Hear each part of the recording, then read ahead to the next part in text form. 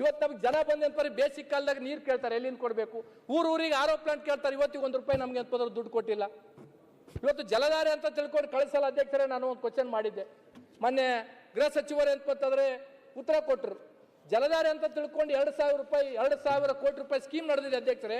ಅದ್ರದ್ದು ಎಸ್ಟಿಮೇಟ್ ಹೆಂಗ್ ಮಾಡಿದ್ದಾರೆ ಅಧ್ಯಕ್ಷರ ಅಂತಂದ್ರೆ, ಗ್ರಾಮೋತ್ಥಾನ ಪೈಪ್ಲೈನ್ ತರ್ತಾರ, ಗ್ರಾಮದಿಂದ OHD ಹೋಗೋದಕ್ಕೆ ಎಸ್ಟಿಮೇಟ್ ಮಾಡಿಲ್ಲ ಅಧ್ಯಕ್ಷರು. 2,000 ಕೋಟಿ ಪ್ರಾಜೆಕ್ಟ್ ನಮ್ಮ ಭಾಗಕ್ಕೆ ಬರದೇ ಅಪರೂಪ.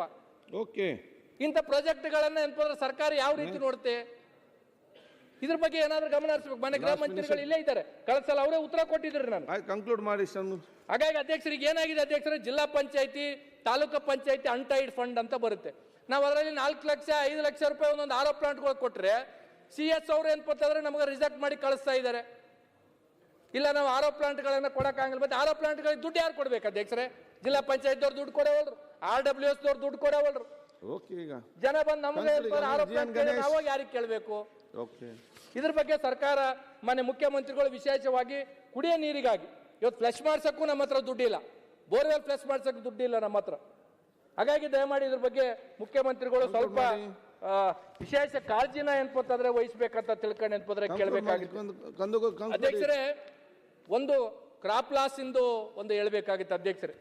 ನಮ್ಮಲ್ಲಿ ಏನಾಗಿದೆ ಅಧ್ಯಕ್ಷರೇ, ನಾವೇ ಖುದ್ದು ಏನ್ಪಂತಂದ್ರೆ ಕ್ರಾಪ್ ಲಾಸ್ಗಳು ಹೋದಾಗ ಯಾವ ಅಧಿಕಾರಿಗಳು ಸಹ ಫೀಲ್ಡಿಗೆ ಹೋಗಲಿಲ್ಲ. ಮಾನ್ಯ ರೆವಿನ್ಯೂ ಮಿನಿಸ್ಟರ್ ಇಲ್ಲೇ ಇದ್ದಾರೆ.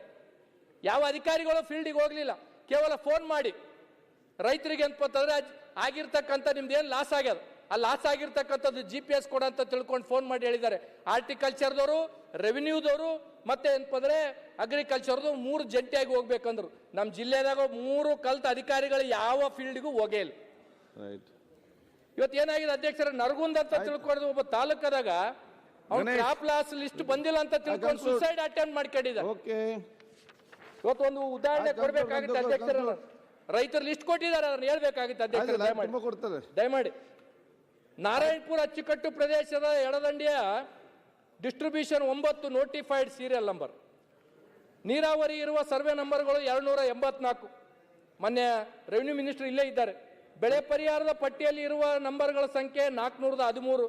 ಮಾರ್ಗಸೂಚಿಯಂತೆ ನೀರಾವರಿ ಬೆಳೆ ಪರಿಹಾರ ಪಡೆದ ರೈತರು 63, ನೀರಾವರಿ ಬೆಳೆ ಪರಿಹಾರದಿಂದ ವಂಚಿತರಾಗಿರೋರು 350. Okay, finish it up. GN Ganesh sir ದಯಮಾಡಿ 5 ನಿಮಿಷ ಸರ್, ದಯಮಾಡಿ 5 ನಿಮಿಷ.